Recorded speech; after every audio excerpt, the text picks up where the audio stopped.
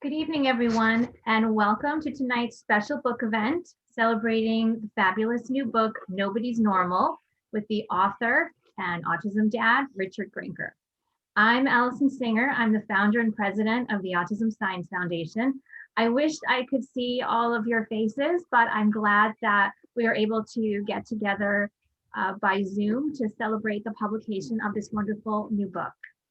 Before we get started, I just wanted to thank our community events manager at the Autism Science Foundation, Julie Berger, and also Kyle Radler and Michelle Waters from Norton Publishing for helping us organize tonight's event. And I especially want to thank our co-host for this event, Jonah Zimiles, who's the owner of Words Bookstore in Maplewood, New Jersey. So Jonah, I will hand the Zoom floor over to you. Thanks, Allison. Hi, everyone. We're so sorry you can't join us at our bookstore tonight. You can see us in the background. For those of you who don't know us, we opened 12 years ago with two missions. And the first was to provide job training and vocational opportunities for young people with autism. And we've had over 100 people with autism work in our store. And their second has been to be a literary hub for our community. And we normally have about 100 speakers a year in our bookstore, which obviously with the pandemic, we can't have now. So we were thrilled to be able to partner with our friends at the Autism Science Foundation to bring you Dr. Grinker tonight and his exciting new book. A little hard to see, Nobody's Normal. And we do hope that you'll buy the book from us. Allison will be telling you how to do that. And we also want to tell you, if you shop at wordsbookstore.com, particularly for your organization or your corporation, if you need a bunch of books, we're happy to help out. I guess finally I'll mention, since it's coming to the end of the year, that we're pleased to be named as one of the 5 finalists for Bookstore of the Year among 2,500 independent bookstores this year. So the year got off to a great start for us, and then unfortunately, we've all been sidelined by the pandemic. But thank you so much for joining us, and I'll throw the evening back to Allison. Thanks so much, Jonah. The Autism Science Foundation's mission is to support critically needed autism research to help us understand the causes of autism and to develop new treatments for people with autism of all ages. During the COVID-19 crisis, we have worked closely with universities to ensure that autism research continues to move forward by supporting the development of virtually delivered therapies and even virtual diagnosis of young children and toddlers. We are a group of parents and scientists working together to provide support and information for families and to improve access to treatment. And as parents of children with special needs, we have absolutely had to deal with stigma. I have a daughter, Jody, with autism, and also an older brother, Stephen, who was diagnosed with autism in the 1960s. At that time, when he was diagnosed, my mother was told that his autism was her fault. She was called a refrigerator mother and deemed too cold to properly raise a child. She was told that the best thing she could do for him would be to put him in an institution and move on. Now, anyone who knows my mother knows that that didn't happen. But the point is that the stigma associated with having a child with autism was so great that often parents felt forced to hide the fact that they had a child with a disability. Fast forward to the late 90s when my daughter was born and diagnosed. At that time, doctors thought a diagnosis of autism would be so stigmatizing for parents to hear that many of our children were originally diagnosed with pervasive developmental disorder, which is autism. But fortunately, especially in the last decade, views towards disability have started to change. And that is the subject of Dr. Grinker's new book, Nobody's Normal. In this new work, just published this week, Dr. Grinker, himself the father of a daughter with autism and professor of anthropology at George Washington University, explains how society is transforming its view of mental illness and getting out from underneath the debilitating shadow of stigma. It's my great pleasure to introduce Dr. Richard Grinker. Thank you very much. I hope you can all hear me well and see me well. Allison, I really appreciate you working with Jonah and with Julie to set up this event.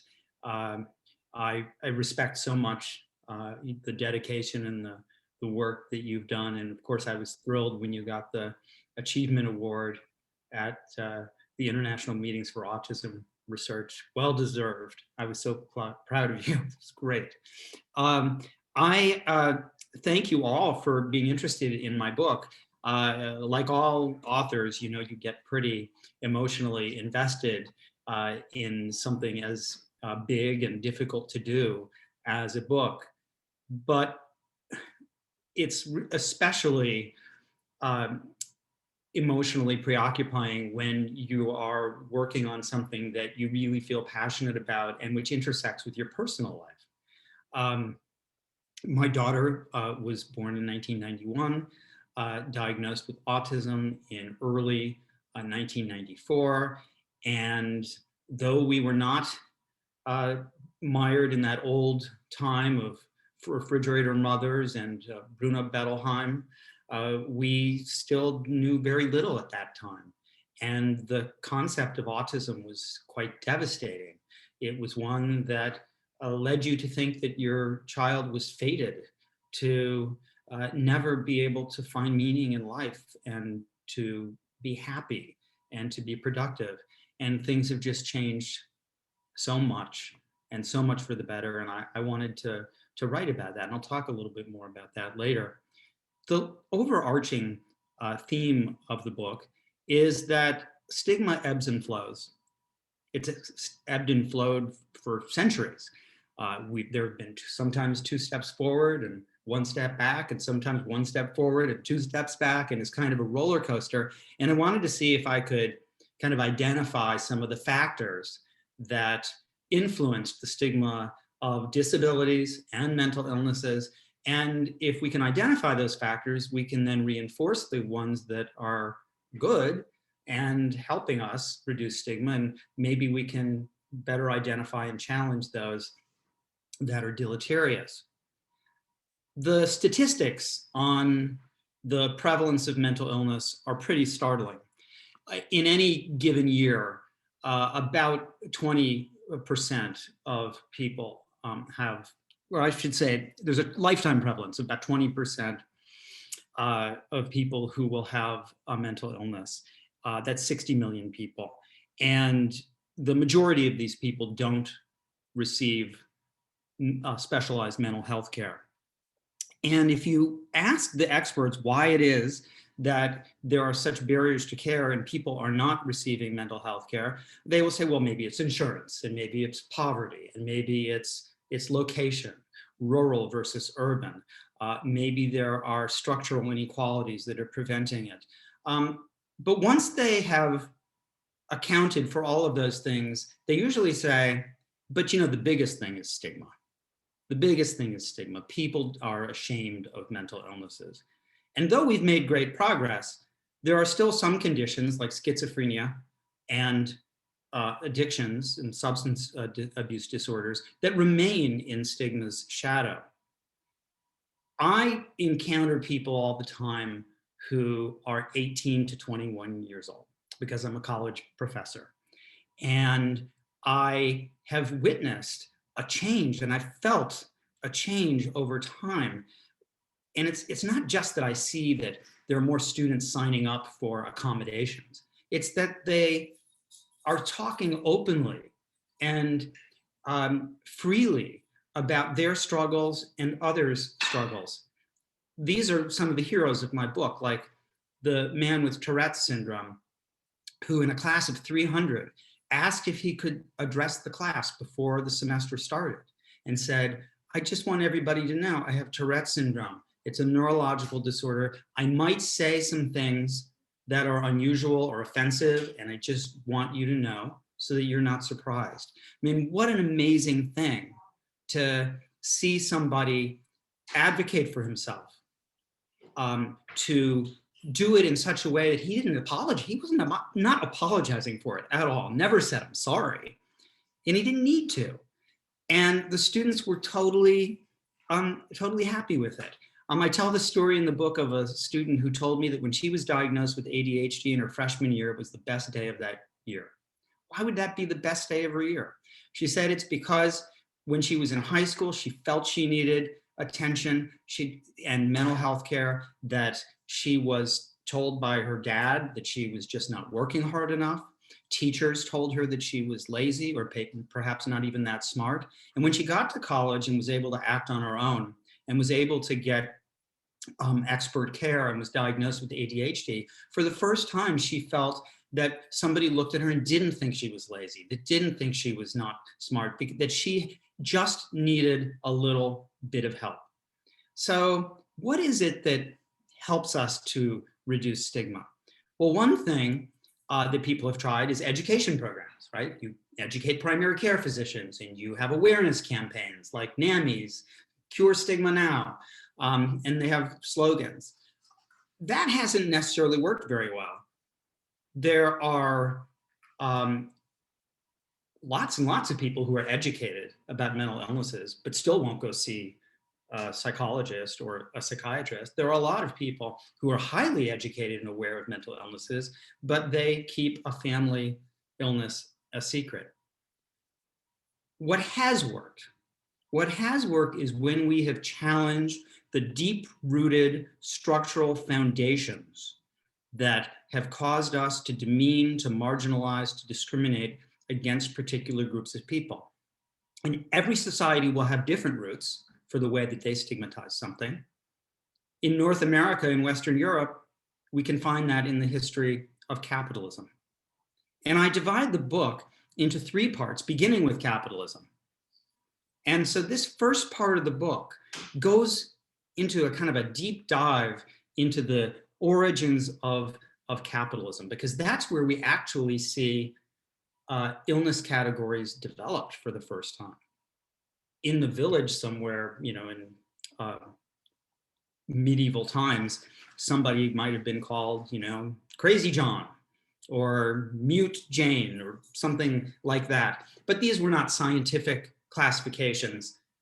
The conditions that they had were not encompassed within any kind of particular framework of scientific expertise. But with the emergence of capitalism, we see the emergence of a whole new kind of human being. The human being who is an individual, who is supposed to stake out his life and produce, and to be independent, autonomous, and maybe even leave home at the arbitrary age of 18 to 21.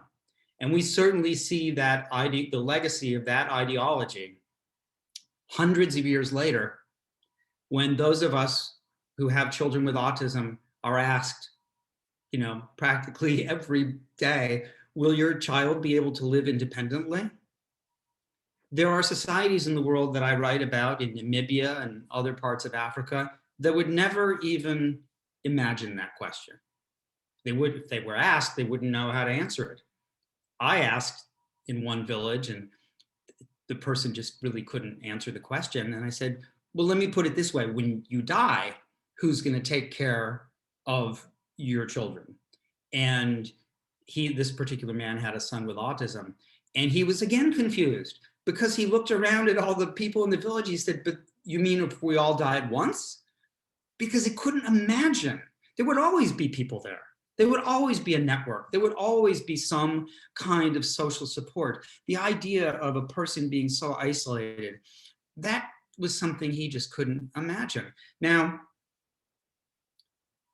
in the emergence of capitalism, in the early stages, you know, in the late 1600s, through most of the 18th century, people who didn't produce, people who didn't fit into that idea of the ideal person, they were confined, mostly brought by their families to asylums in England and in France, and confined there. And for the first time, doctors had a big group of people to look at. Before, they hadn't been assembled together. So it was within confinement that scientists for the first time said, wow, we've got a whole bunch of people here. Maybe we can divide them up into different types. But until that time, until those asylums existed. And by the end of the 1700s, nearly 1% of the population of Paris was confined. Scientists hadn't had an opportunity to invent all of those different kinds of categories. And by the early 1700s, in some places there were 100 categories, 200 categories, with all kinds of different terms. And that's where we see the beginnings of stigma, because those who were not able to participate in capitalism were unreasonable. They did not have reason. And it was reason that separated humans from beasts.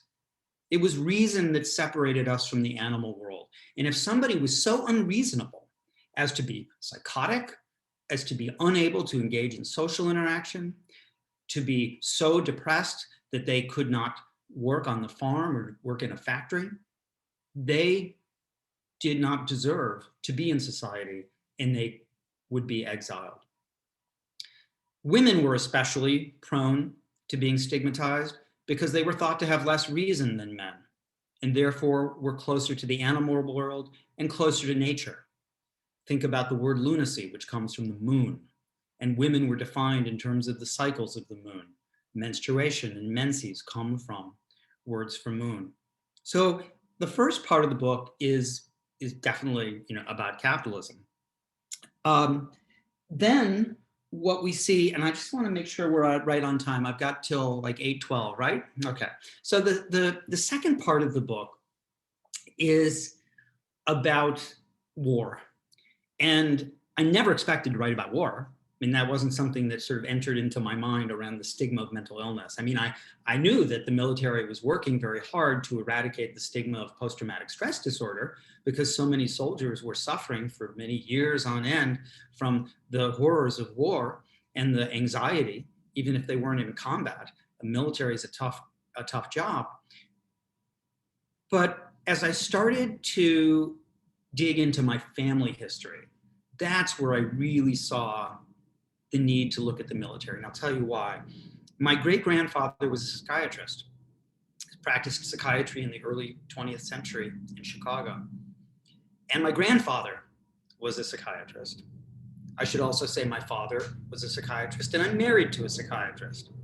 And I've spent years, with a psychiatrist trying to figure out why I didn't become a psychiatrist. But the point is that there was a family history there. And that family history was really marked by the great success of my grandfather, that middle generation. He was the most successful. And he carved out his career in World War II. He was interested in psychiatry at a time when psychiatry was mostly asylum psychiatry. And psychiatrists were the least respected people in all of medicine. They were mostly asylum administrators, second-rate citizens.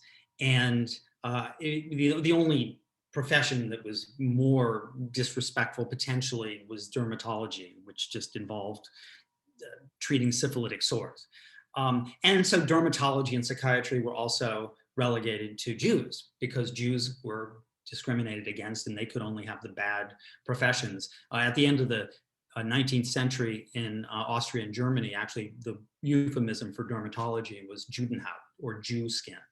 So he went to World War II with this idea that maybe psychiatry didn't have to be asylum psychiatry. Maybe there were soldiers out there who were going to have difficulties. After all, World War I had shown the world that lots and lots of people could get shell shock. Lots and lots of people could have really profound and pronounced psychological consequences from trauma. And he treated in North Africa, where he ran psychiatric operations for the Air Force, literally 1,000, 2,000, more than thousands of patients. And most of these patients didn't have schizophrenia or any kind of chronic condition that they'd had since childhood. These were people who he said were normal people in abnormal circumstances. And he treated them quite successfully.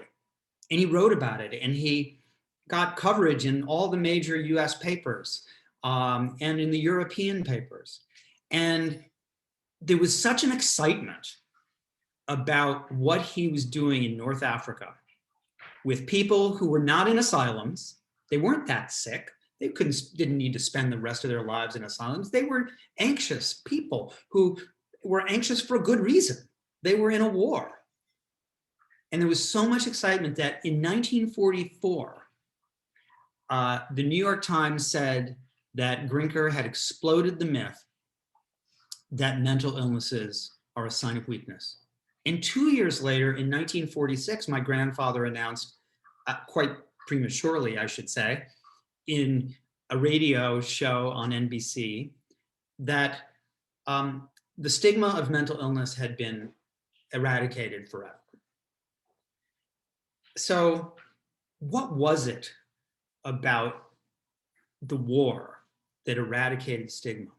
It was, again, just as the asylums had collected a big group of people to look at in a new way, so too had war collected thousands and thousands of soldiers together so that we could look at them in a new way, so we could understand the way that human beings interact with their environment and with stressors. Now, I cover in the book the Korean War as well, and the Vietnam War, and I talk about the current wars in Afghanistan and Iraq as well, to make a similar point, that when we are faced with a major crisis, and when everybody faces that crisis, it becomes expected, understandable, reasonable that we will suffer. We don't suffer because we were weak. We suffer because we interact with more than ourselves. We interact with a particular kind of world. So when I look at the military, I see a lesson for the current pandemic. One of the things that happened after World War II was that Harry S. Truman said, we've got 500,000 American soldiers who were discharged as quote unquote neuropsychiatric. That was the term for psychiatric in the military, neuropsychiatric, or labeled NP. He said, we better do research and treatment on it because mental illness is a serious problem. He founds in 1946 the National Institute of Mental Health, and he orders the US military to take their own manual of mental disorders, on which my grandfather had worked, and to adapt it for civilian use, but with a new title, the Diagnostic and Statistical Manual of Mental Disorders, otherwise known as the DSM-1. We're now on the DSM-5. Very few people know that that originated in the military, but so did other things originate in the military. Short-term therapy, the use of psychotropic drugs in very small doses for short-term therapeutic reasons. Milieu therapy. I don't know if I already said group therapy. All of these things originated there. And people in universities, leaders in universities started to build new psychology programs or to expand pre-existing ones. And medical schools expanded their curriculum to include psychiatric residencies, and jobs opened up. I mean, there were more jobs for psychiatrists in medical schools by the 1950s than anybody could have ever imagined. So if that crisis could have a silver lining, which was to jumpstart our attention to mental health, think about what the COVID pandemic offers us, which, by the way, political leaders, including President Trump, have likened to a war. It gives us an opportunity. It is an invitation to say, hey, look, there are serious mental health consequences to this pandemic, particularly for people who have pre-existing mental illnesses. There is a challenge here for how to deliver mental health care better to people who were already isolated, like the very elderly. There is an opportunity to find ways through teletherapy and software to try to reach out to communities that might not seek care otherwise, like undocumented immigrants.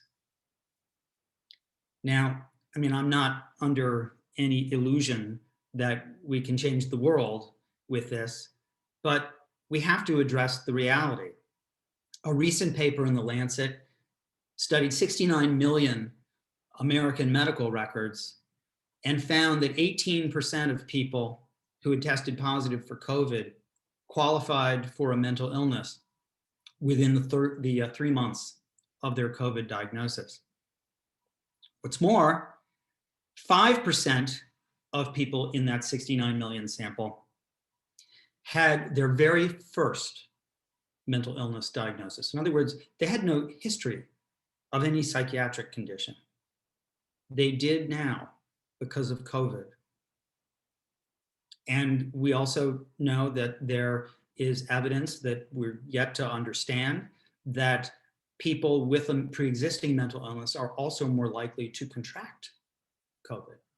Well, I don't want to go too much into COVID, except to say that there are continuities and there are disjunctures, and this is one of the continuities that we can see throughout history, that when there is a big pandemic, it says to us, hold on, wait a minute, maybe there's something that we need to do and can do.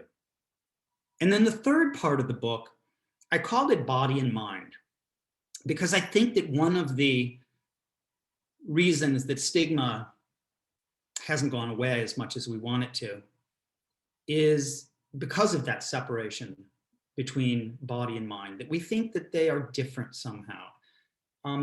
You know, if you broke your leg, you'd get somebody as fast as possible to get you to a hospital.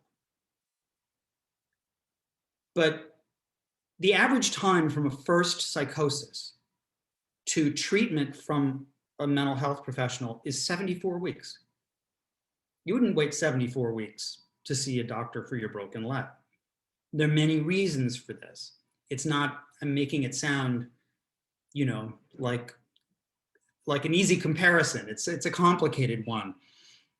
But the point being that we think about medical illnesses different from psychiatric illnesses, and yet they are constantly interacting. In 1951, my grandfather started a research institute at the cost of $2 million at the time, with 95 researchers in Chicago, affiliated with the University of Chicago Medical School, to study the relationship between physical diseases and emotional distress, and to study the relationship between emotional distress and physical diseases. He once said that the intestines was a second brain.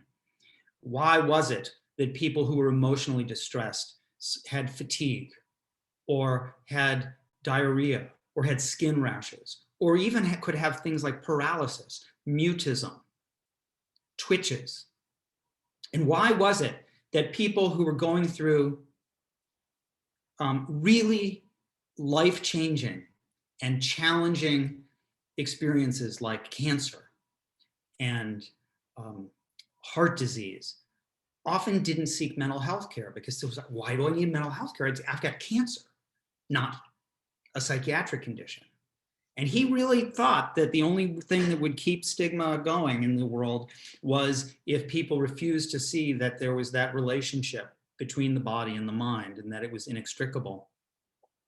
Now, over the past couple of decades, we've seen the leaders of mental health communities in England and France, and not so much in France, but certainly in England and the United States, say that, you know, the way to eradicate stigma is to reframe psychiatric conditions so that they aren't seen to be things that have to do with emotion, personality, and so on. They're brain diseases.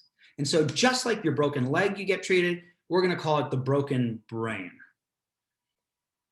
Problem is, nowhere, as I say in Nobody's Normal, has it ever been demonstrated that reframing mental illnesses or intellectual disabilities or anything of that sort as a brain disorder has minimized stigma. And no matter where we look, whether it's in sub-Saharan Africa, whether it's in Brazil, China, we see that the more people adopt this view that mental illnesses are brain disorders, the more they are afraid of that person, the more they see that person as damaged and impaired rather than as part of a larger system. You know, psychiatrists, I think, are often emulating a false idol. They're emulating this false idol of medicine, which they think is so much more objective and so much more scientific. But, you know, next time you go to the doctor, see if the complaints that you have are handled through some kind of really clear-cut test and diagnosis for something. Most doctor visits are for fatigue or stomach upset or intractable headaches and things of that sort. And the doctor may talk to you about things like hypertension or obesity, but those aren't diagnoses. Those are measurements of risk, which change according to social values. There's no number in nature that says what your BMI should be. There's no number in nature of 10,000 steps that you're supposed to walk every day. There's no number in nature of how many alcoholic beverages you should drink or of what your millimeters per mercury should be for your blood pressure. Those ideas are created by consensus. And psychiatry is only appearing to us to be less objective, less detached and scientific because they don't yet have the numbers to trick us into thinking that there is objective. Now, they are trying through the brain scan.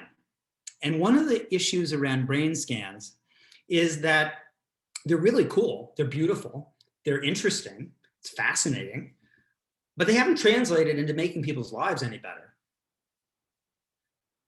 For me, the real problem with brain scans is that they make us think that the brain scan is the person instead of a picture of a certain part of the person. So,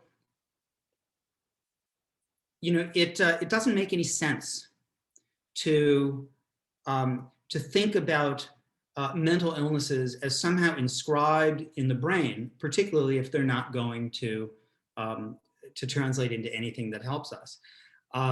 So it reminds me of phrenology. I don't know if anybody knows much about phrenology, but you know, a couple hundred years ago, people said we could find disease on the body.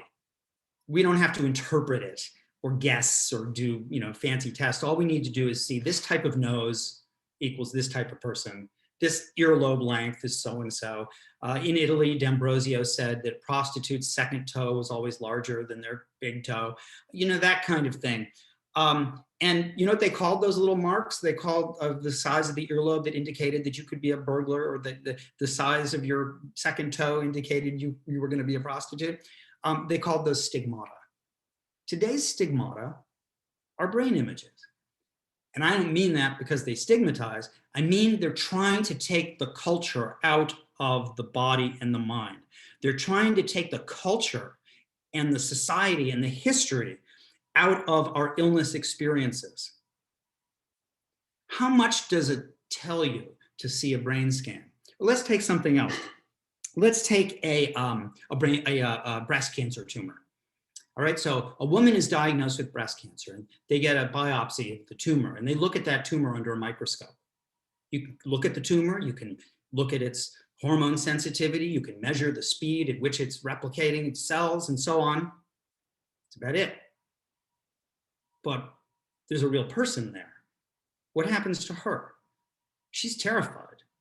She starts to think about her life and her relationships differently. She thinks maybe about her children differently. If she has daughters, she worries about them getting breast cancer. If she lives in a society that has multiple healthcare systems, she has to negotiate which ones she's going to use. Is she going to go to a shaman?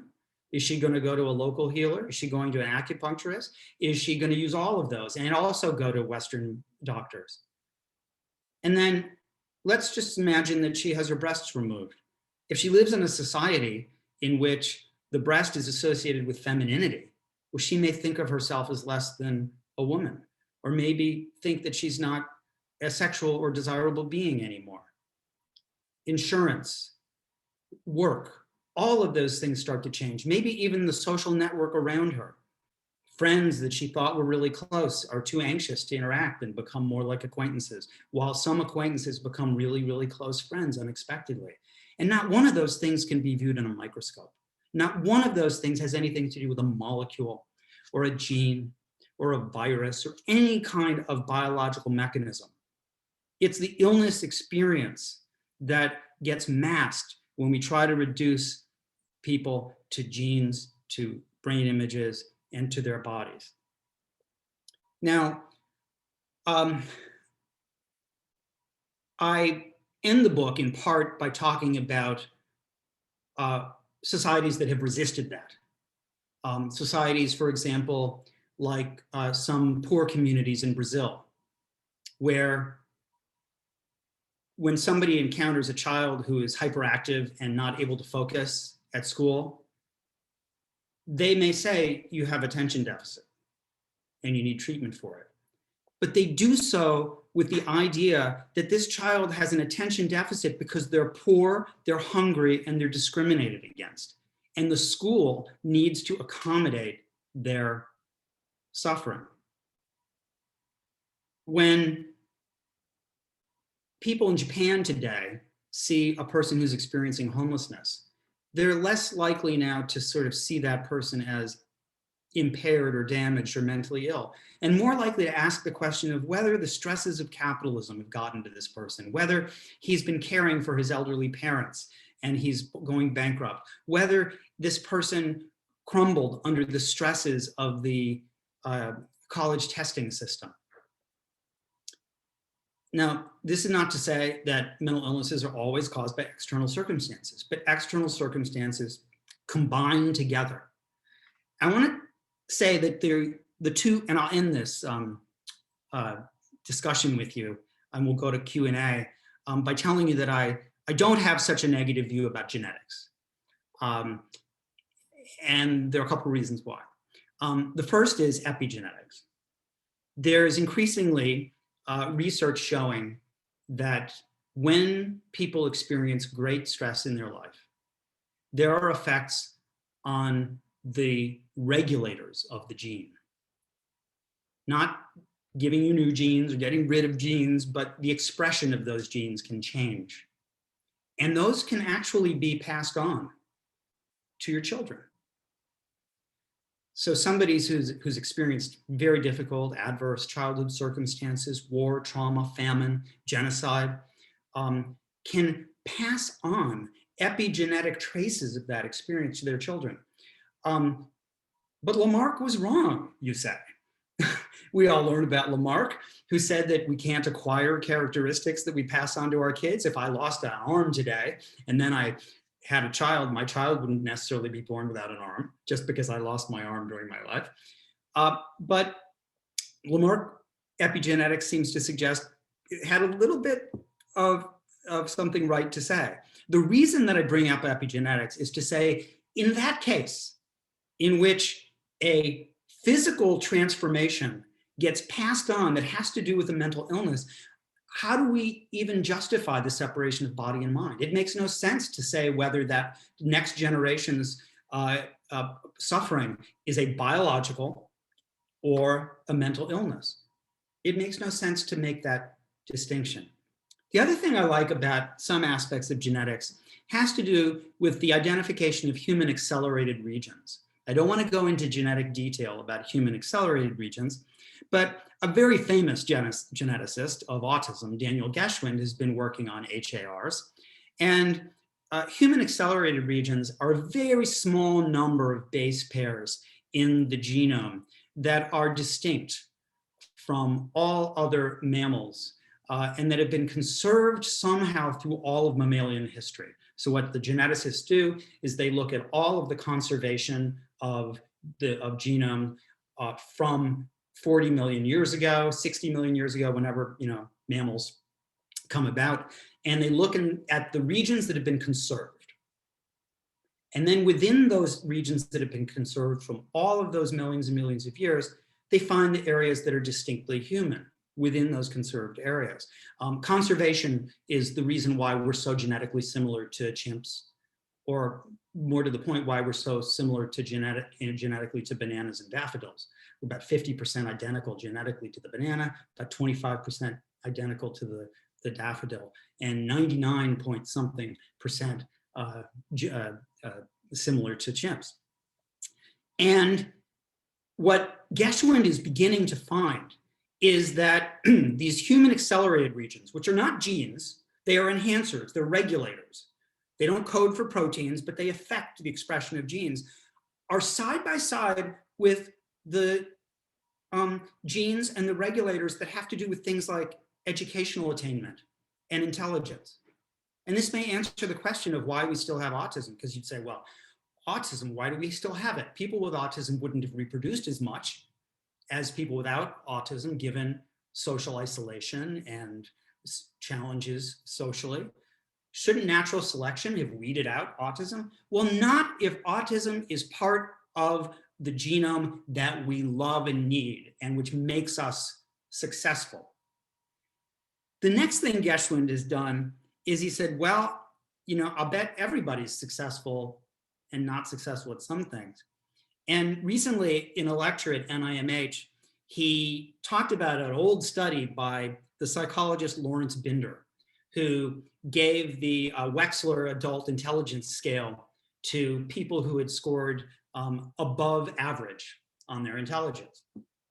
And 25% of the people who scored above average intelligence actually scored to the border of intellectual disability on 2 or more of the tests. Because I mean, I will tell you, I have terrible spatial reasoning.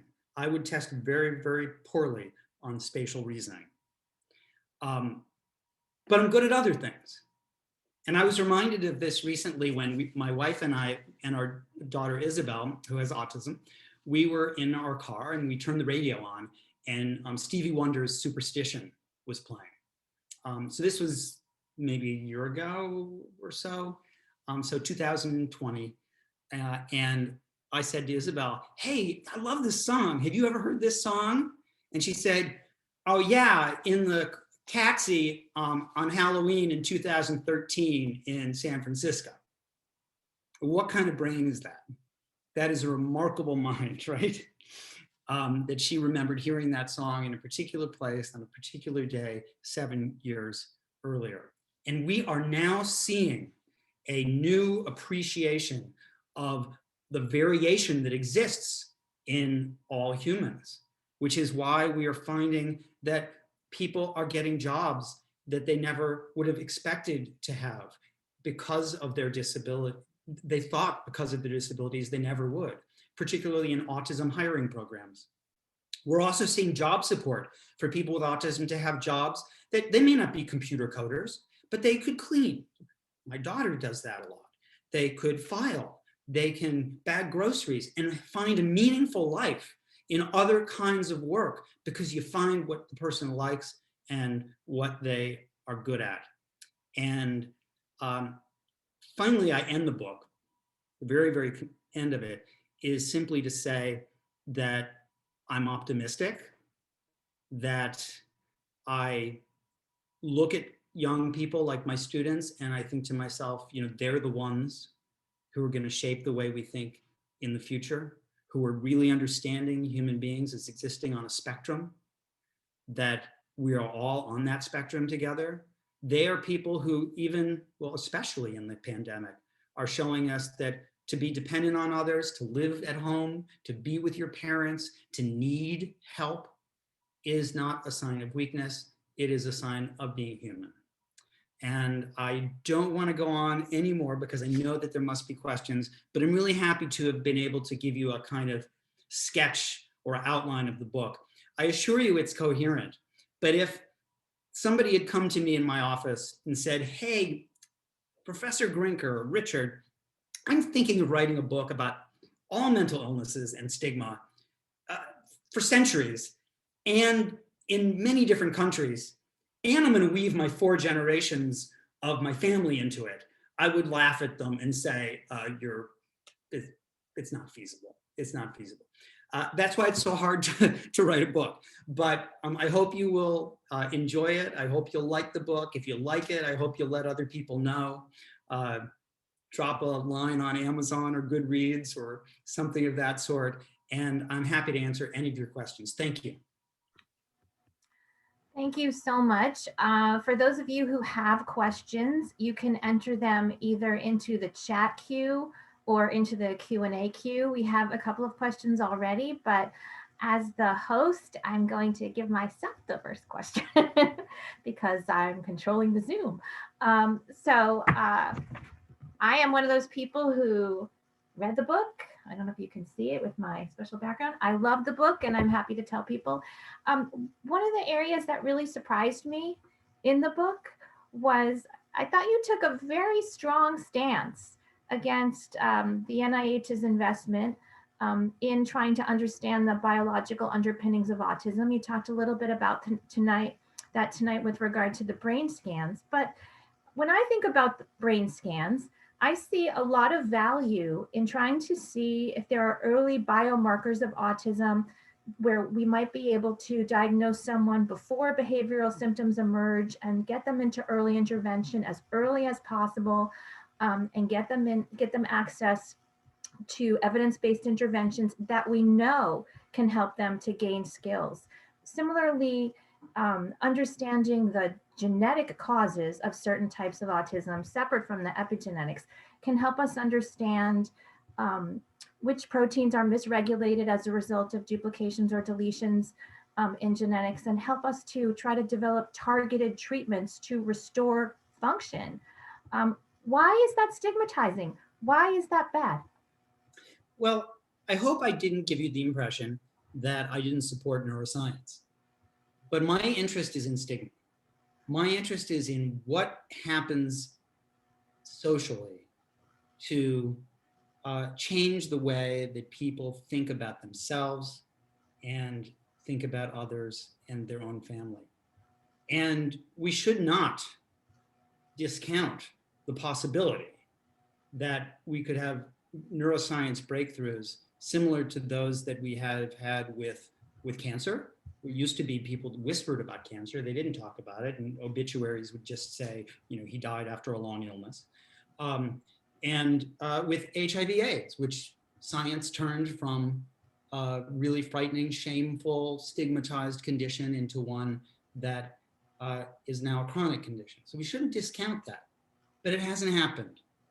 And whenever we have seen success in shifting the way in which people view mental illness toward the brain and away from society taking responsibility for part of that suffering, we see greater stigma.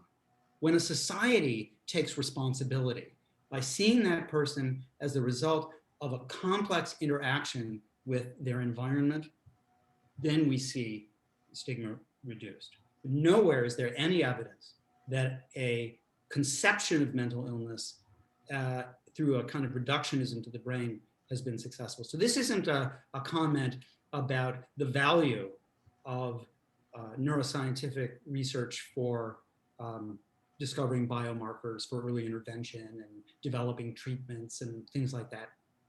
On the contrary, it's just saying that's not the way we're going to get at stigma. We're going to get at stigma through other means.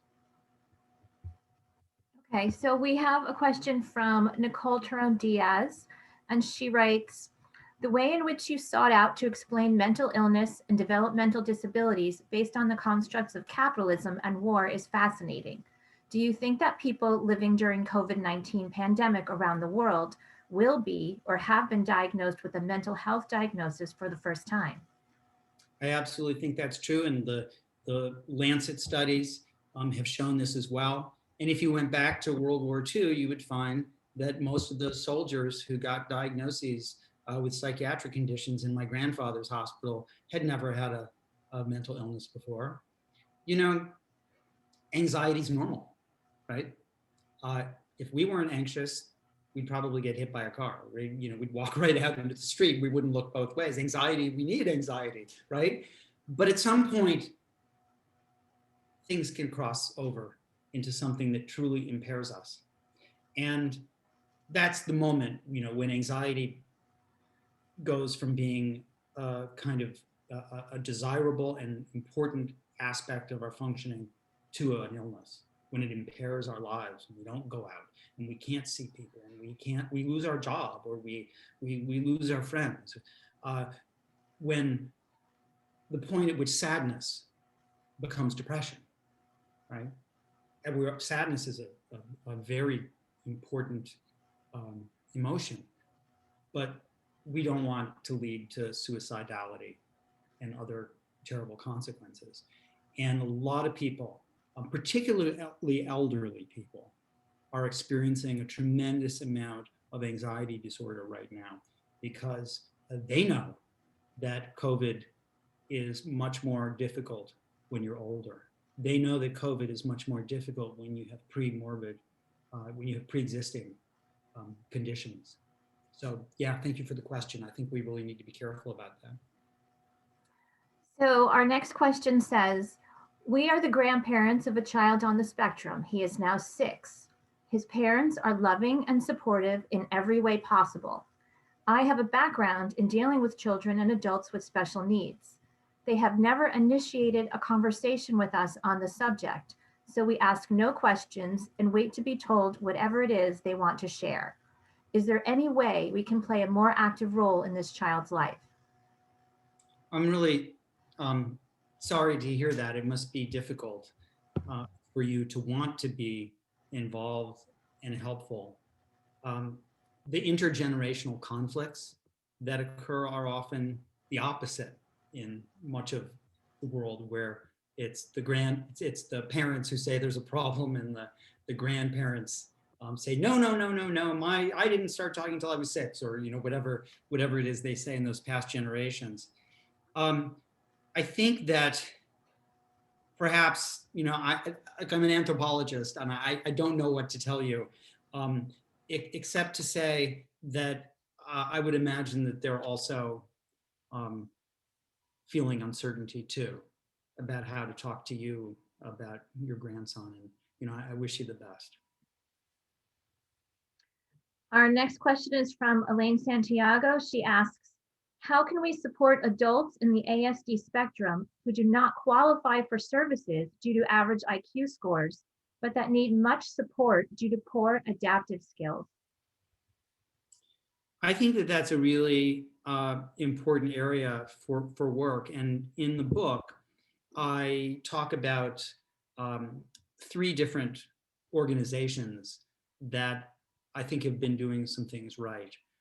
One of them is a cybersecurity company in Australia, CXS. It's actually a global company, but my main interview is with an Australian executive. And JP Morgan Chase, which not only have autism hiring programs, but they have a totally different employment path. They recognized that people who are on the autism spectrum did poorly in their interviews. They talked unusually, or they only talked about the things they wanted to talk about, or they didn't make good eye contact or something.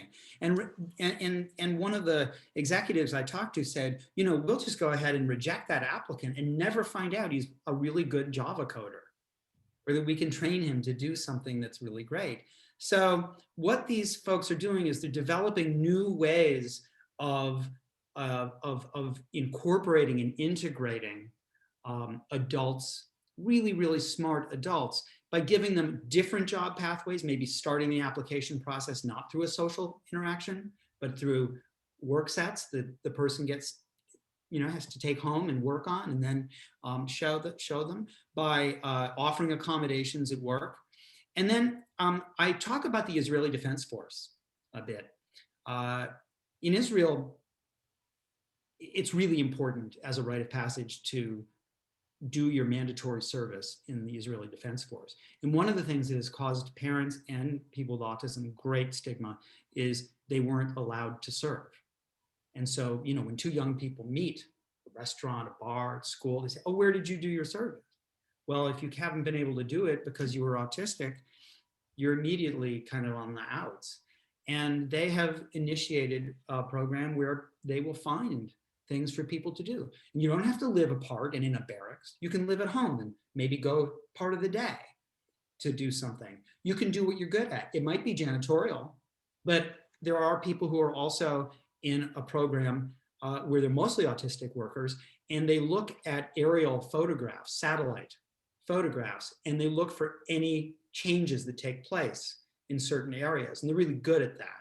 identifying, there's a thing there that wasn't there before at that military base.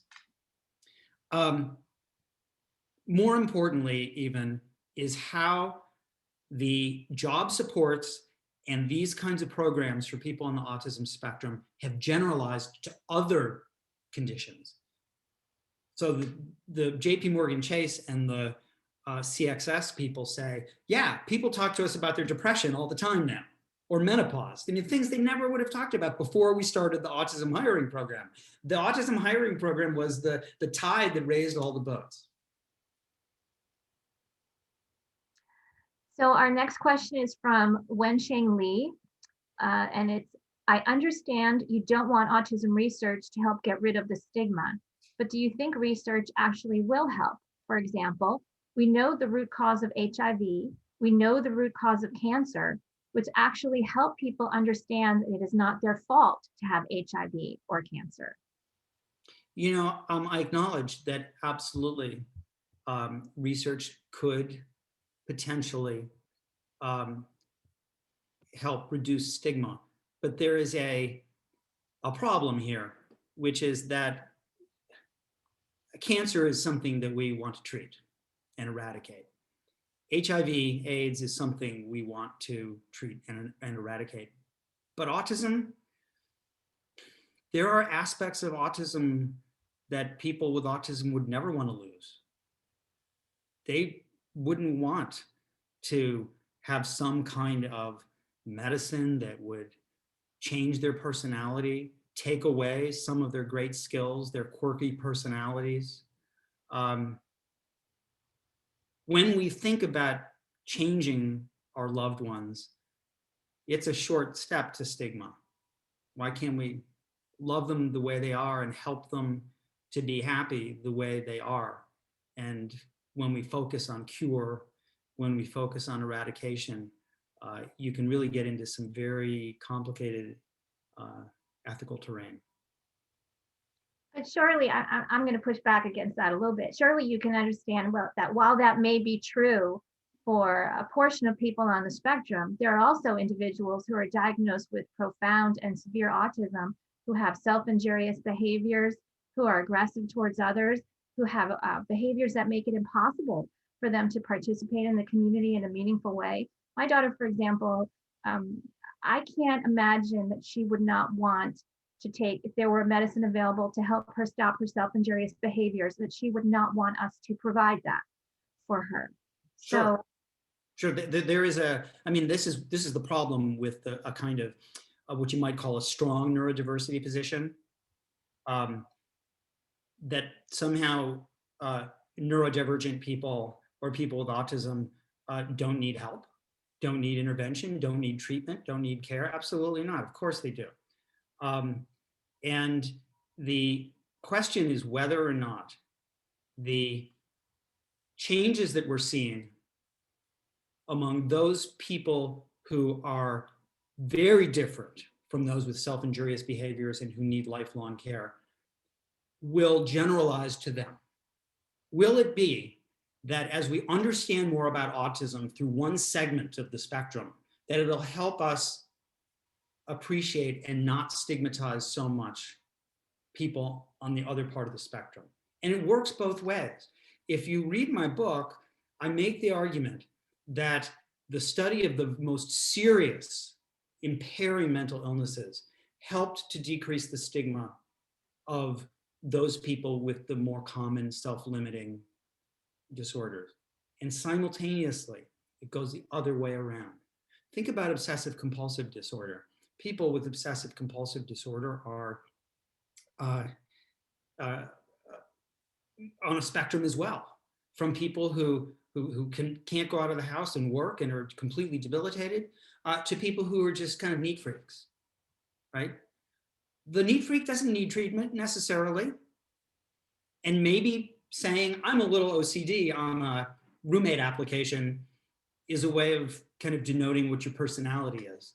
But that person that's suffering in their household, or hoarding or doing whatever that's not hygienic, that person absolutely needs help. There are, though, differences when you're talking about a spectrum that is so big, like autism or obsessive compulsive disorder, and you're talking about cancer. Those are very, very different things. There's no question about eradicating cancers. I don't think anybody would say, oh, I actually like some parts of this. That is not the case. We want to get rid of cancer. We want to get rid of AIDS and HIV. We can't say we have to get rid of autism, because autism means so many, many different things. And it's not killing anybody necessarily. It may, for some people, there's suicidality, there is terrible suffering, but not everybody, okay? Now, that's the point, not everybody. It's just too big a swath of people to make such a claim. So do you think we would be better off if we had different terminology, if we brought back the term Asperger's, if we introduced the term profound autism, so that would communicate a clear cluster of symptoms that would communicate the level of whether or not? No. Why not? I don't, because I think that when we have an idea of a big, big spectrum, it helps us to frame and understand what that person, what people are like on every part of the spectrum. Asperger's was created not because neuroscientists or neuropsych testers said, oh yeah, we can reliably distinguish between these subtypes of autism.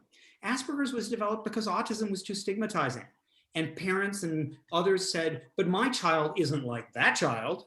My child doesn't have a language delay, and my child is very, very verbal. And Asperger's served as a non-stigmatizing placeholder for autism at a time when autism was such a shameful disorder that people thought either blamed the families or fated the child to a devastating life. But once we started to reconceptualize autism as this enormous spectrum, then we didn't need Asperger's anymore. Because we just said, well, there are people who occupy different parts of the spectrum and who have different levels of need. And they can change over time as people get new symptoms or get rid of some symptoms or get older and change. And so Asperger's left us. We got rid of it. And we got rid of it not because scientists sort of came up with any kind of new, eureka moment. We got rid of Asperger's because we didn't need it anymore. It did its cultural work. Our last question comes from Maria Montenegro, and she writes, as a psychologist in training, I agree wholeheartedly with your presentation. I feel, though, that it's easier to change a person than a society. How are we to help patients when we see society turn their back on them and we see its negative effect on them? In other words, what is your recommendation to help individuals at the micro level when the macro level contributes to the issues? So my book is less about individuals than it is about the broad cultural, social, historical trends. And that doesn't mean, though, that we can't think about individuals and how they can work with those cultural trends. So if we take, for example, somebody who is transgender, right? It's pretty hard to convince a lot of people in the United States that it's okay to be trans. And there are lots of ethical issues associated with the kinds of surgeries and hormone therapies and so on that are associated with it. But what we can do is we can treat that person with respect, and we can understand that that person exists on another spectrum, and that's the spectrum of sex. It's not been very many centuries that we made such a clear distinction between male and female. That's a pretty recent thing. And in most societies in the world, people move along a spectrum where, in fact, there are multiple sexes in some societies. I write about that in the book. And I think that could be very comforting for people. To say, you know what? We're all on a spectrum, and this is where you are. And you can make that decision on your own. And then we can advocate for the American Psychiatric Association to get rid of its category of gender dysphoria, because being trans is not a mental illness. If you're trans, you might have a mental illness. You might get depressed. You might get anxious. You might get a lot of these things, either because of you or because of the discrimination and the challenges you face in society. But being trans in and by itself is not a mental illness. So why not get rid of gender dysphoria? That might help a little bit. So we'll have to end it there tonight. Thank you so much, Professor you. Grinker. And my thanks to everyone who participated tonight and asked such great questions. If you would like to purchase a copy of Nobody's Normal, which I highly recommend, please visit bit.ly/words Nobody's Normal, and that will take you to a link to purchase your copy from Words Bookstore. My thanks again to Jonah Zemilis for co-hosting and co-sponsoring tonight's event. Thanks again to all of you for participating. Have a wonderful evening. Thank you very much, Dr. Grinker. Thank you. Thank you, Allison. Thank you for being, you didn't just ask me softball questions. You really pushed me, and I so appreciate that. Thank you. Because I had to really work. All right, thanks very much. All right, take care. Thank you. Come visit. I will. Bye-bye.